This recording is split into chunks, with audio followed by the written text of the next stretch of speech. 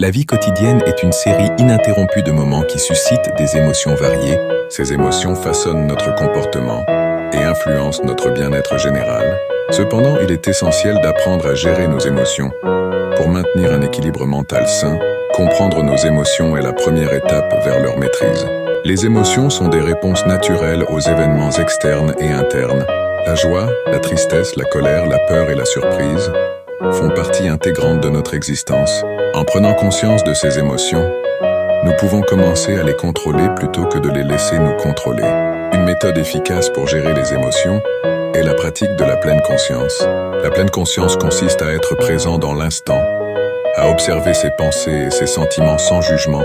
Cela nous permet de comprendre la source de nos émotions et de les accepter sans réaction immédiate. En pratiquant régulièrement la pleine conscience, on peut réduire le stress et augmenter notre résilience émotionnelle.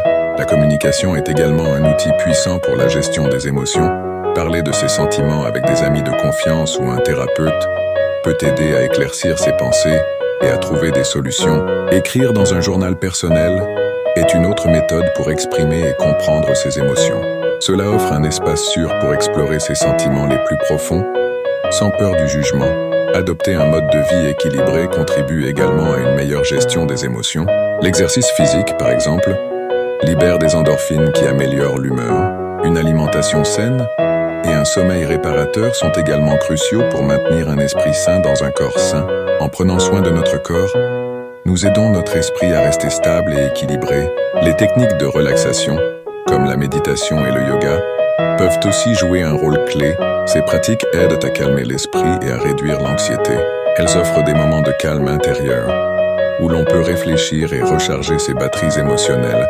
Intégrer ces techniques dans sa routine quotidienne peut faire une différence significative dans la gestion de ses émotions. Enfin, il est important de se rappeler que la gestion des émotions ne signifie pas les réprimer. Les émotions doivent être ressenties et exprimées de manière saine. Ignorer ou refouler ces émotions peut mener à un stress accru et à des problèmes de santé mentale à long terme. En traitant nos émotions de manière constructive, nous pouvons vivre une vie plus heureuse et plus épanouie. Un jeune homme, passionné par son travail, se voit offrir une promotion qu'il attendait depuis des années.